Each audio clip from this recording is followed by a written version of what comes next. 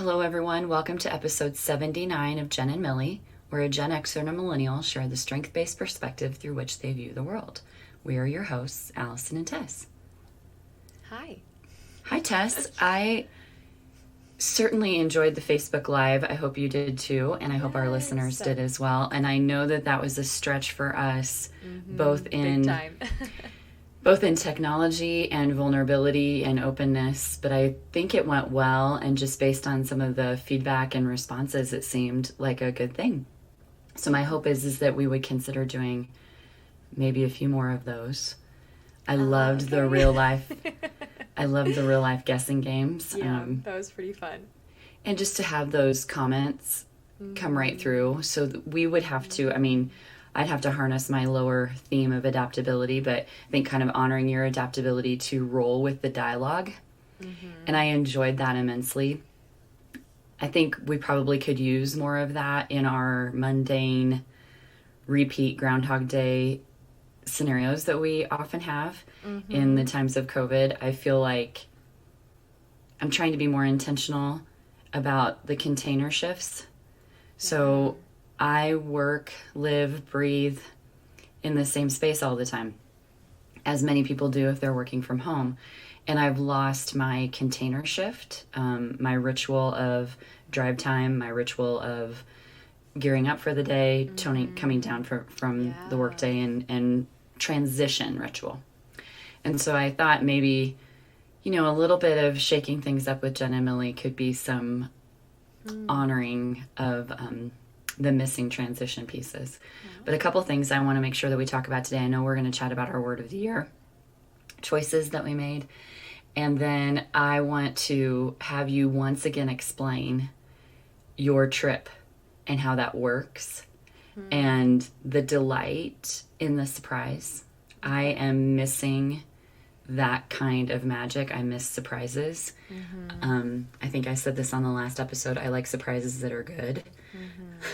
Those are the kind of surprises I appreciate. I've had a lot of surprises in the last year or so that have not been what I would call welcome surprises. I like surprises, but only when I can ensure that they are good surprises. Yes. It seems so counterintuitive to the concept of a surprise. It's very much, I think, honoring my strategic when I say I want to have surprises that are good ones. I've also dug a little bit deeper into strategic. You may have a set of Kurt's cards.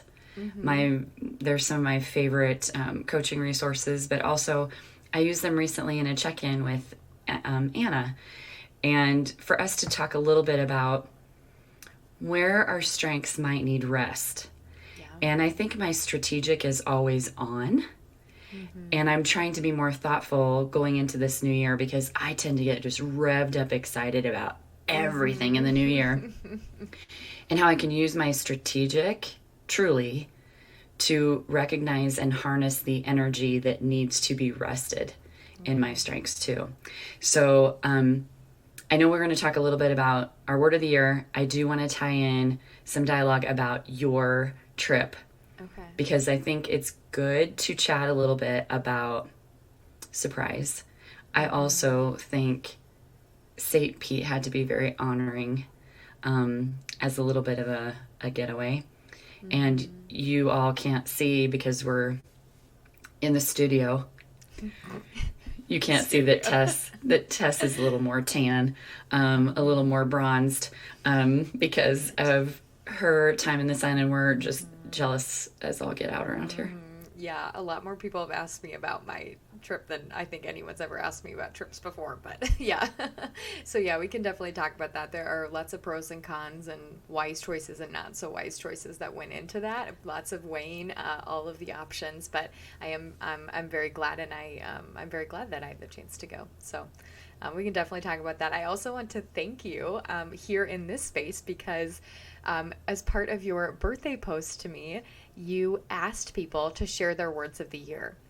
And I thought that was one of the greatest gifts I've ever gotten, Oh. is to hear unique words from people that maybe I didn't hear their words yet, or hadn't, or don't even know them, and they shared a little bit about their word and an explanation, and that was such a gift. And I was with my friend Alex in St. Pete's while we were while I saw that post, and she was like, "Oh, this is so sweet." I commented, and I looked at her comment, and I'm like, "Alex, you didn't share your word of the year. You didn't share the word when she asked you for it." And so, but that was so honoring. I think my individualization loved that. And I think because of just where we are at in our world of not seeing a lot of people at all, I think my individualization has definitely been a bit on the back burner, and I see a lack of that, not a lack of that, but I feel like it's being dragged into the basement because I don't have as many opportunities to use it. Like, I have to be more intentional about wielding that, and it's manifested with my close relationships. But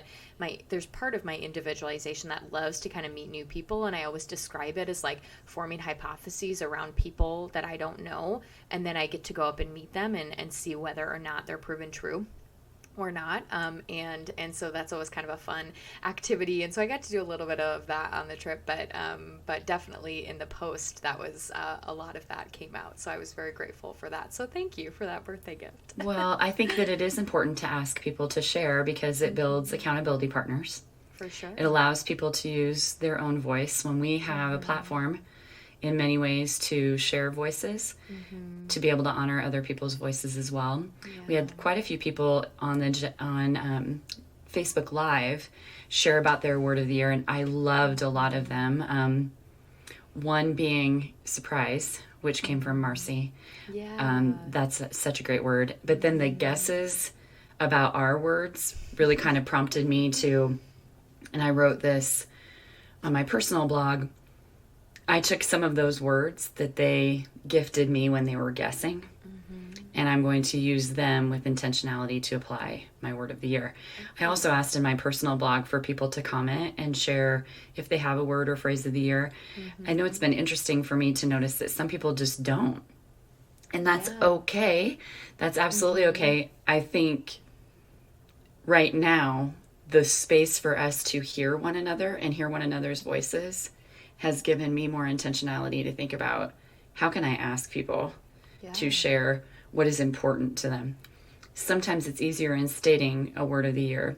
Sometimes it's easier in stating, this is what I'm focused on or what I'm looking forward to, rather than asking people, what are your values and what matters to you most? Because right now we're in kind of this sticky space where we're all, I think, a little bit anxious about what the future looks like, and so having a deep dialogue is a little more sensitive than it used to be. Plus, it's mostly done via technology. Our personal conversations are now mostly done via technology, and unless you have someone living with you or near you or in your pod, the majority of us are having conversations like this over the airwaves. So I've tried to be more intentional about encouraging other people to use their voices, but to be really thoughtful about the privilege and honor I have in using mine, and how can I do that in a more meaningful way, not wasting time or energy anymore, but also trying to lift up voices that maybe haven't been heard. So I like when we ask a question and we put it out to the ether, anyone can answer. To the ether. What a muse-based question. Phrase. Oh my That is my word of the year. Yes, I'm very excited about it. And I am excited for you. If you didn't catch the Facebook Live or didn't catch Allie's post, Allie, I'd love for you to describe that. What does muse mean to you? Why? How did you come about picking that as your word of the year? And how are you going to keep yourself accountable to it? I read your blog post last night, so that's kind of it. But I do write. I have always been a crappy writer. That's what I like to say. However, I had a conversation yesterday with my mom, and my mom is not generous with praise. I'll just put it that way. And she said, how are things going? Tell me what you're doing. Tell me what you're working on. And I said, actually, Mom, I've been doing a lot of writing. And she said, oh, you've always been such a great writer. And I said, wow. Sorry, who's this? No, Come again? it was really lovely to hear that. But I remember writing at a very young age, and I had my third grade teacher, Mrs. Weber, who I talked about often as a mentor. She really encouraged me to write, and so did my fourth grade teacher, encouraging me to submit writing for creative writing contests and things like that. I think that communication being my number 2 strength, sometimes I get to use it with speaking. Sometimes I get to use it with writing, but more importantly, I can use it for listening. And so this year, I chose the word muse. I took a writing class, and I think in my writing class learned a really meaningful exercise, which was in listening to the writing of others. So in the writing class, we would have a 10-minute writing opportunity. We'd get a prompt. We'd have 10 minutes to write with music kind of in the background. This is all in Zoom space. And then we'd get put in breakout rooms and be encouraged to share. And the vulnerability of writing and then sharing with complete strangers terrified me. However, in the very first exercise, we were encouraged to name our muse. And I had a lot of hesitation and, to be quite honest, plenty of eye rolling, and could not believe when it came to me. And it came to me so clearly and so obviously. And now it just seems to have illuminated a lot of things in my life that I would say were maybe hidden or pushed down because of thinking, and I think maybe this may resonate with some people, you're either too much or you're not enough, or both. And I was reading Maria Shriver's Sunday paper, as I do every Sunday, and Maria was talking about growing up that way, feeling like she couldn't be herself because she was too much or not enough. And I think what I've learned is that I can push down or temper parts of my being in an effort to not look like I'm too much, or also not to feel like I'm not enough. And so when the word muse came to me, I thought this is a great opportunity for me to step out of that narrative and step into freedom and discovery and fun and joy. And the muse is all about music. So I've started a couple different endeavors to really honor that. One of them to write more. So I'm writing a music newsletter weekly where I share, a song that I'm listening to, a playlist of the week, songs that I recommend, recommendations from others, a little bit of music history, talk about some venues, talk about ways to support musicians right now in a really difficult time. So I put together a weekly newsletter, created it through, I believe it's called Canva, completely out of my scope of capacity, but it's helping me to grow and to practice. And so the muse is going to be a lot of different things. It'll be lyrics and storytelling. I'm trying to be more intentional about not just sharing my own stories and writing, but also really listening to other people's stories and encouraging those. I'll be thinking about ways to really apply mystic, magic, sort of things in my life and explore more and discover more. So muse is my word of the year. You will see it everywhere in my...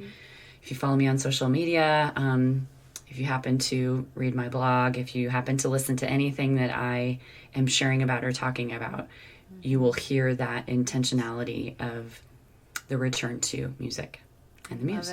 I love it. Okay, so one of my questions that I've been percolating on in preparation for our time together today is this concept of naming your muse. You talk about your muse as a third person. You talk about and you gender your muse as a she. And so I guess my question, right, and maybe this is just the different paths that we've been on, is I have always struggled with embodiment. So my path and my journey has been not taking parts of myself and extraditing them from self, right? But actually trying to take those parts that other people see in me and bringing them back to myself, like coming into embodiment of who I am. Something like naming a muse and talking about parts of yourself in third person seems kind of like disembodiment to me. So how do you rectify those? Is it kind of a form of disembodiment, or is it a path to embodiment? So I love that question, and I was not prepared for it, but it's a really good one. The coursework that I took is through Lissa Rankin. Geez, I almost forgot her last name. And she is a physician who has really gotten deeper into, I would say, intuitive healing and trauma work. And so the coursework is based on IFS, Internal Family Systems, which is a whole body of trauma research and therapy pioneered by a gentleman named Dick Schwartz, who was working with particularly women who were struggling with eating disorders. And he was finding that when he was talking with them, they would name these parts of themselves. So this part of me wants to do this, but this part of me wants to do this. And we all kind of say that, and you're exactly right. They seem out of body or disembodied. Once we begin to name them and really be able to address them, it kind of reminds me a little bit, this is a little bit of a stretch, but it reminds me a bit of what we talk about in the strengths world as to name, claim, aim, and adding tame. If you don't name your parts, you cannot embody them. So I also have very strict parts to me, and those are the inner critic, and those are the manager of this voice in my head that says, not good enough, who do you think you are? There's also, so many components to like the inner child or exiled parts that we've hidden away because we don't want to be hurt. We protect ourselves. So in this IFS work, you start to name these parts. Now, granted, I could have named a few other parts, and I won't do that here because it's deeply personal, but also not going to be my focus for my word of the year. Sure. But naming the muse essentially is tapping into all these other parts that protect that probably most authentic part of you. So one of the first writing assignments tests that we had to do is to express the first time someone labeled your creativity negatively, or someone told you this isn't good enough.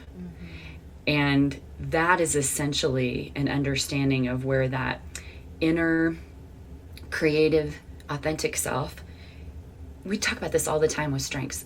The most gifted strength spotters, the most gifted strengths awareness leaders are elementary, middle schoolers. They get it, they know it, they own it. They're like, yeah, this is me. You ask them, tell me something you've done recently that you're proud of, and in 30 seconds they can name 6 or 7 things. And then somewhere along the way, someone labels something about them as negative. Somewhere along the way, they start looking around in their classroom or their friends or their family, and they say, oh gosh, I wish I was more confident. I wish I had higher adaptability. I wish I could do this. And so what IFS really is essentially doing is naming these parts of ourselves that can be exiled and tucked away because they've been labeled or because of trauma and shame. And shame right now more than ever is probably one of the most powerful,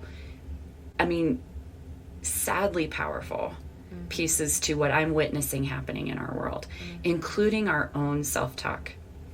So what I've been trying to do over the last, particularly I'd say 4 or 5 years, is getting really real with, authenticity is not warm fuzzy. I'd love to say, my authentic self is the muse and I'm all into the music and all these things. Authentic discovery work is really, really difficult. Because it means that you're getting real with yourself and the things that you have hidden or have blocked or have tucked away or have asked yourself, where am I too much or where am I not enough? And I'm in a space and place right now where I have nowhere else to run. Can't run from that anymore. So I have to face it. And I think through the power of muse, which is ponder and think, but also music and creativity and self-exploration, I'm going to be intentional. It is a little bit wonky and different and weird and probably super out there for a lot of people to hear me name something like that in a third person. I don't doubt that that's not a little out there, but I will tell you that once I named it, and for me, it's her, it's as if, I just cannot create enough. I can hardly hold back the energy.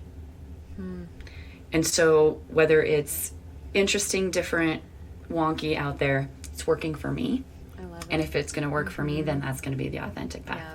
What I loved when I was reading your blog post about it last night after you posted it, I was like, okay, well, I have to read it because we're talking about this tomorrow. So I made sure I read it last night. And the word that I thought of that just resonated with me about what you were writing was freedom. Like, it just feels like you're free in a way that you have not been in the past. Like, free to be a lot of who you are that maybe has been labeled too much. And I think that that's such a good it's such a good practice for all of us because you have been on this strengths discovery journey for a very long time, for over a decade, right? And yet you now have reached a new place of freedom to be authentically you, right? And so I think that's such a good lesson for all of us that if we, yes, there's a lot of things that influence our ability or lack thereof to step into who we really are. And strengths is one of those tools, but we need to dig even further and even deeper, right? Than maybe the basic definitions of something or the name, claim, aim structure, right? It takes also reckoning with some of the things in our past that have prevented us from stepping into that. And it takes time, and it also takes the right heart position, right? It's not, you can step into it and you can say, I want to do this, I want to dig into my past, I want to deal with all of these things and step into being authentically me. But if it's not the right time for you, if you don't have the right community around you, if you're not in the right container or space to be able to deal with that in a healthy and productive way, you're not going to go anywhere, right? And so I think it's a lesson for all of us that if we feel stuck, it's okay. We will get to a place of stepping into that freedom. Well, this segues really well into your word of the year. But really what happened, I think, Tess, is that I started recognizing, and we've talked about this here, I could go back to March when I was doing that growth mindset Facebook Live. I have been faced with my own integrity questioning. Am I really walking my talk? Am I really practicing what I preach? Am I really the leader, the example that I want to be? There are two people in this world that are most important to me, my daughter and my son. And they have been remarkable mirrors in my life to say, yeah, well, you say this, but you kind of don't do it. And they grew up that way, knowing that like I was the weakest link when it came to parenting. They knew mom was going to be a lot of talk. We're going to do this, and you guys need to do this. But at the end of the day, I can be pretty soft. And they were really good at calling me out. I mean, way back to last January, to say, if this is who you are and this is what you want, then go get it. And I think the most important thing that we can do when we think about the word integrity is be an example of it. And so to hear your word of the year made so much sense to me. I was disappointed that I hadn't thought of it prior. Especially when I listened back, of course, to the Facebook Live a couple times, and I'm like, it's right there in front of you, Allison. It's right there. I'm inspired by people who walk a life of integrity. I always have been. And I think if I'm not doing that in an authentic way, that's not how I want to live. And I have nothing to lose now, nothing to get now, nowhere else to run to other than to face my own integrity in the mirror. And that really has what has prompted, I think, where I am now and where I hope to continue to go, but also to encourage other people to do that. So I want to hear about how you arrived at integrity, but I also think what an absolute gift of a word to have as we have witnessed lack thereof significantly in the past. Sometimes I want to say month, but it was just last week. Yeah. I feel taxed. Do you feel like emotionally taxed, as if Absolutely. every day feels like, or every week feels like we just survived a year and a half? Yeah. So I want to hear about how you arrived at the word, but I also want to hear about what are you going to do with that now? Yeah. Yep. Okay. So as a quick sidebar, I love seeing how people's creativity comes out in the context of humor, given what's happening in our world. And one of my favorite tweets from all that has happened in our world recently was, I would like to return 2021. I did the 7-day trial and I am not satisfied. 7-day free trial and I'm not satisfied. So I'm like, oh, okay, I get that. Yep. So for sure. But, yeah, so I essentially, this last year, I think we talked about in the last episode, this last year has been one of the hardest of my life. I've dealt with stress more than I ever have. Usually I can handle a lot of things. I like to kind of pride myself on being a high capacity person. I've always had a lot of responsibility. I always like to volunteer for a lot of things, and that really did not change a whole lot in 2020. Still in grad school, started my thesis, job, everything, social life, things like that, and other responsibilities. So, but it was all of those responsibilities that were amplified a bit. And then I had some pretty serious, significant personal things happen in my family and in my life. And so it just seemed like about every area of my life was struggling all at once. And usually there's like one fire I need to put out, right? Like adaptability, queen of putting out fires. Like, oh, there's the fire. I'll go run to it and I'll put it out, and then I'll wait for the next one to occur, right? That's a little bit of adaptability in action for me. But it seemed like everything was just like, seriously, dumpster fire is the most applicable phrase for not only 2020, but what my life was like in 2020, unfortunately. And so, I would get really frustrated, and I was getting really frustrated because it seemed like so much of what was going wrong was out of my control. And that's when we talked a little bit about the magic in that. There was magic in that, right? When we talked about that in a prior episode. There was magic in realizing that there's a lot out of my control. But I think it was really frustrating for me because each of those moments and each of those areas of my life where I saw things going really wrong and my own reaction to things that were going wrong, I realized that the things that really irked me about what wasn't working well was the way that other people were reacting and working within that situation. And I would, and a lot of it came down to it. I talked in the Facebook Live, and I think on a prior episode about my spiritual director who I meet with once a month. She asked me, to kind of weigh everything in my life and just get a temperature reading on everything and see how things were going. And I realized every area where I kind of had a negative reaction to, okay, this at work and this in my personal life and this, in school, each of those areas, it boiled down to a lack of integrity for me that I saw in how people were functioning, how people are functioning, and that and it's not like, oh, everybody else isn't doing what they're supposed to do, right? That isn't it, right? But for me, the fact that I noticed that pattern, and that pattern was illuminated to me within that context, it made me realize how much of a value integrity is for me.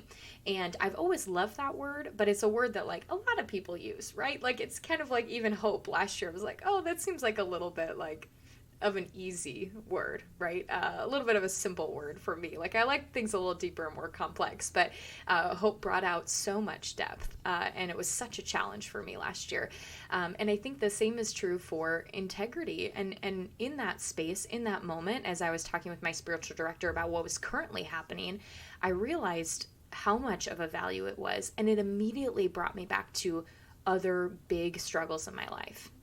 Other areas where I've had major points of tension with people, where I've had disagreements, and nearly every time, down to the specific instance, all the way back to like issues in middle school and like things that I just came to my mind, all of it boiled down to the disagreement centered on the fact that there was this chasm between what people believe and what they do. And same with me. Every time I felt frustrated with myself, so even in the context of this trip that I made the decision to make, right, I am in some ways disappointed with myself because there is a gap between what I said and what I did. And that's like, and I need to reckon with that in my own space, right? But realizing and acknowledging that it was such a value for me, it was just so eye-opening. We talk a lot about how I feel like we know ourselves pretty well, but I don't think I'd ever named that as a value in my own life. I've done values brackets. I've done values exercises. It always comes up in like maybe top 10, but it never seems to be this overarching theme in my life. And I realized in that moment that it was, and that was the unnamed factor that always seemed to be influencing my reaction, the way that I presented myself in spaces, things like that. And so that is going to be my focus for 2021. And I feel like I also want to do a caveat because as I've been sharing this more with people, they're like, well, Tess, like, the gap between what people say and what they do is not up to you to bridge. And I'm like, that's not my intention with it. My intention is to understand that when I see that, I need to be better about how I react to that, because I immediately see that and I think less of people, unfortunately.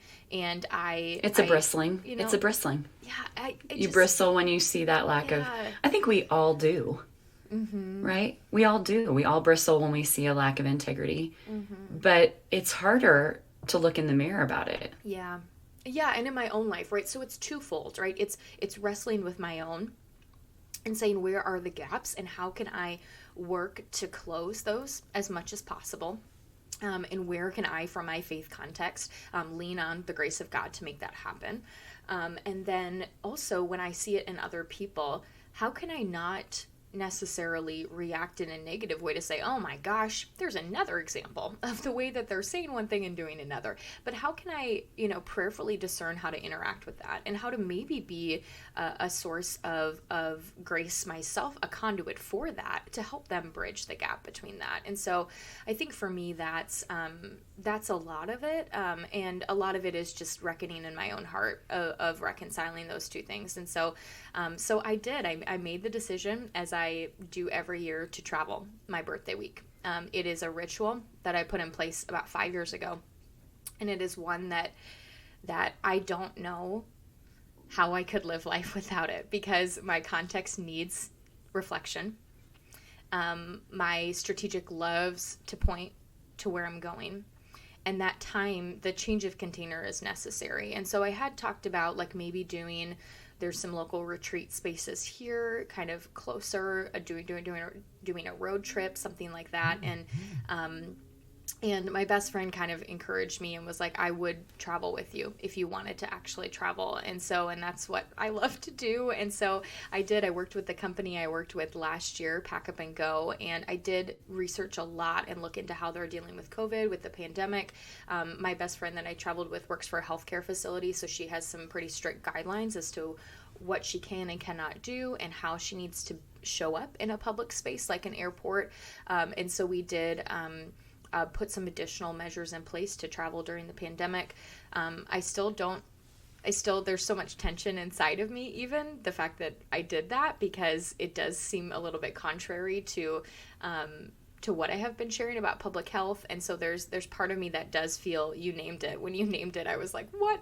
Part of me does feel shame for doing that, and for making that choice. But I mean, when we were there, we hardly saw anybody. There were a few crowded bars and restaurants, but there were about 2 people on the beach when we were at the beach, a couple people at the pool. And so I feel like when we got there, it was fine. It was maybe more the airport and the actual travel that was more risky, but it's definitely the riskiest thing I've done in the midst of the pandemic. I've been very good about following guidelines and staying home, but it was soul filling in another way. And so I need to, again, in the practice of integrity, reckon with the fact that I feel shame about making a choice that was in my own well-being's best interest. And yeah, because I still feel that, which isn't a way that I should feel for a decision that I made, I think it's really important, Tess, that, and I'm glad you said this so that I didn't have to. Yeah. I think that all of us have to make decisions now that walk within our integrity, that honor our well-being and our mental health well-being, our way of life, the way that we live. We have to live too. Yeah. And I think that being safe about travel and being considerate of others and being thoughtful, and we talked about this on a previous episode, you have absolutely walked a line of integrity in doing what is best, not just for yourself, but for others throughout COVID. We have to, I think, give ourselves permission to decide, what am I going to be comfortable with now? Yeah. Because all of us are going to have a different approach to that. The other thing that I heard you say that we are not going to allow one another to say anymore without recognizing and reassuring is the disappointment in self. And I think that it does honor integrity to name it. It does not honor integrity to sit in it. And that's where shame takes over. For sure. I was reading a piece yesterday from I'm trying to think of what the gentleman's name is. He's on Instagram. I follow him. I think his last name is Case. Anyway, he was talking about it's okay to name loneliness. And it's really, really hard for us as a collective to do that. It's very hard for us as individuals to do that.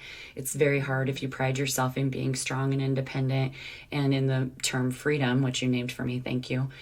It's hard to name loneliness. And he was talking about how it's okay to say that's what you're feeling, but it's also something that until we can own it, name it, understand it, we'll shame ourselves in not recognizing it. And what we'll do is we can hole up.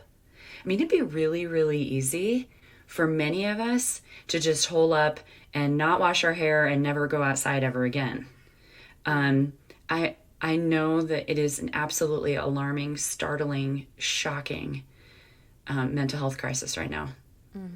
And I know that even for me, the walk and the borderline of what this feels like for me has been a really significant journey.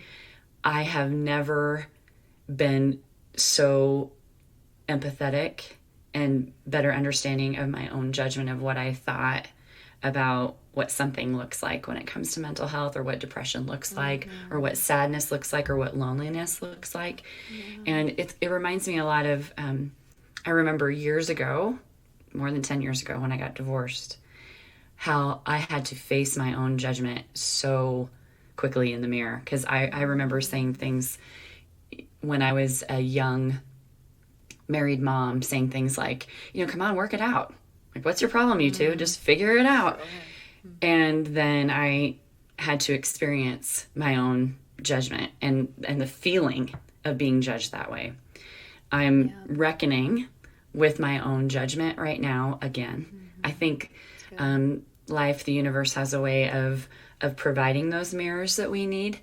And I think, Tess, you have a beautiful mirror of integrity in front of you this year, but also the gift that you give that you often do not realize that you're giving is that you are not, you talk about being judgmental, but you are probably one of the most non-judgmental people that I know. There are very few things that I bring to you that I ever feel ashamed to share.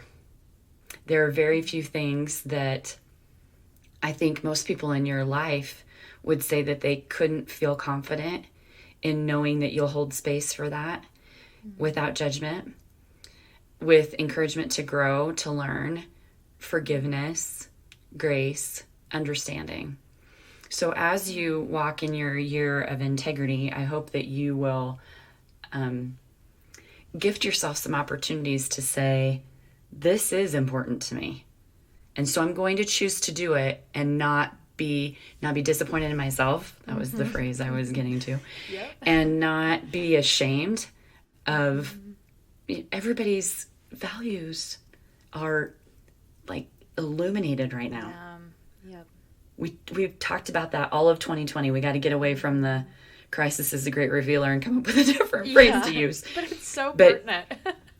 I mean, values are absolutely totally obvious right now. Yeah. And so I think it's important that you give yourself the grace of knowing and owning your values and your integrity and walking through that. I'm excited about your word. I think it's going to help hold me accountable. I'm excited to witness where I see it show up. It is one of our core values. Yeah, it is the do what you say you're going to do, but in my opinion, it's also the do what you say you're going to do when no one is looking. Yeah. That's the hardest part of integrity. Yeah. So what I loved about it when it first really came to me during kind of the spiritual direction session, and I think I shared this on the Facebook Live, but it has two definitions, like two textbook definitions, right? Like it has the one definition of an upright moral character, which is kind of how we often describe it, right? Like do what you say you're going to do, and who you are is consistent no matter what context you find yourself in. But then there's this second, which I equally love, which is wholeness, right? When like a chemical or a property has integrity, you think about that a lot in the hard sciences, it means that it is uncorrupted. It has not been disrupted. It has a fullness and a wholeness in its chemical makeup. And what I love about that, for me, it's a two sides to the same definition. For me, it's right. It's when you close that gap between who you say you are and what you do. Your values become embodied. Your words become embodied. When that happens, right, it's a movement back to wholeness. It's a movement forward to wholeness, right? In a simultaneous sense, right? It's a recapturing of who we have always been while making strides to acknowledge what we've walked through in order to get to back to who we've always been while moving forward, right? That's so weird. I'm sorry. My mind is always in timelines, right? Like it's both a moving back, right? And a recalling of who we once were, while moving towards a newness of who we are, a wholeness in who we are because of what we have experienced in life, because of that lived experience. And that is why I chose Muse. Exactly that reason. Deeply embedded me, creative me. It's almost a return to that 8-9-year-old self. But also fully acknowledging all that you've walked through in life, right? Yes. It's a return to that self with acknowledgement of your lived experience. So it's an even while greater moving form forward. of that self, an even while better moving form. forward. Yes.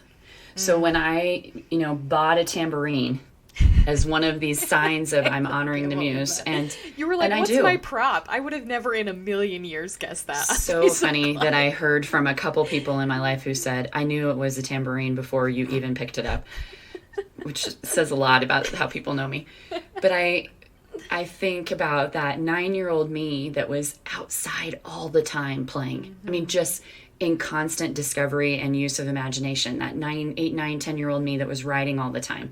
That 8, 9, 10-year-old me that was absolutely obsessed with my mom's 45s. And the very first 45 that I picked up, and would play over and over on repeat was Penny Lane by the Beatles.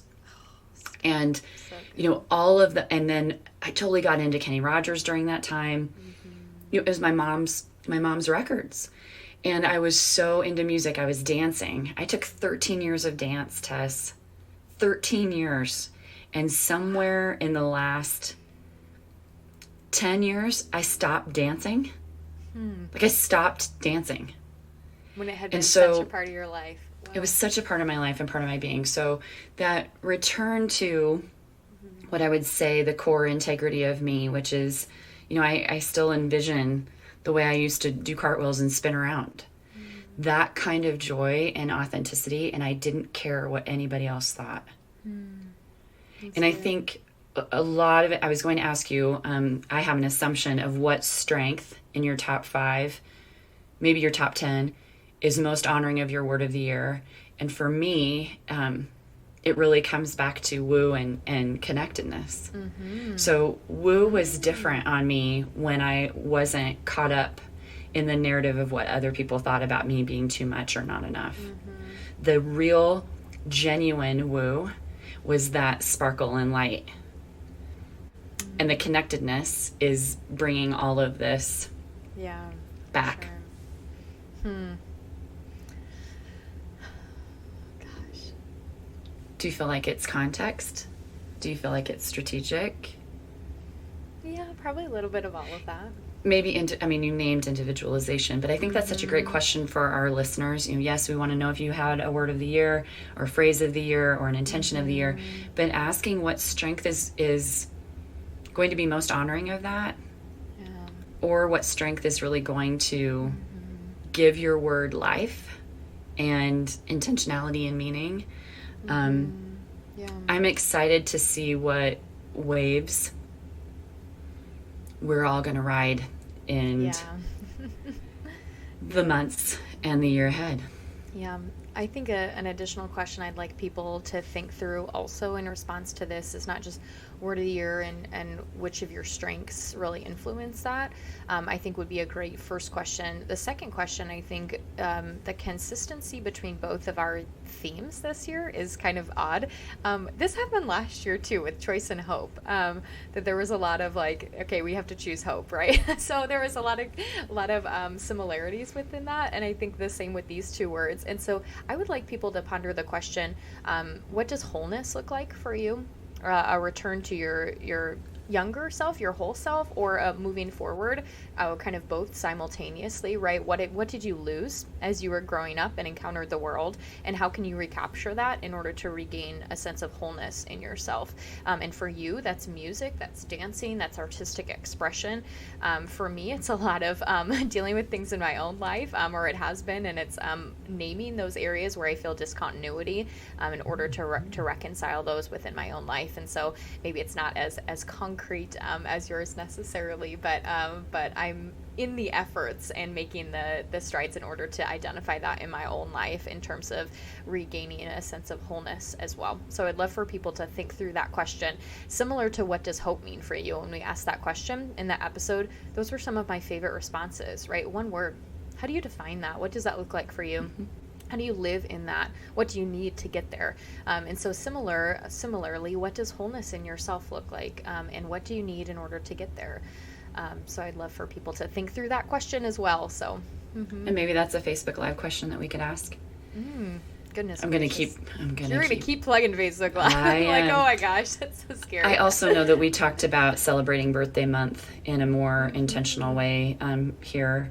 So let's ponder on that some more. And I'd love to hear from our listeners. How would they like to celebrate birthday month with us? We did a Zoom session that we opened up to our listeners. We've done Facebook Live now. I think we could do another one, but maybe others have creative ideas as to how we could all celebrate together. Absolutely. I think the other piece for me with Muse and integrity is, I read this morning, celebrate every day. There's got to be something to celebrate every single day. And until further notice, I shall be celebrating. So I think it's important to find that. So maybe our listeners have ideas of ways that we can celebrate. Yeah.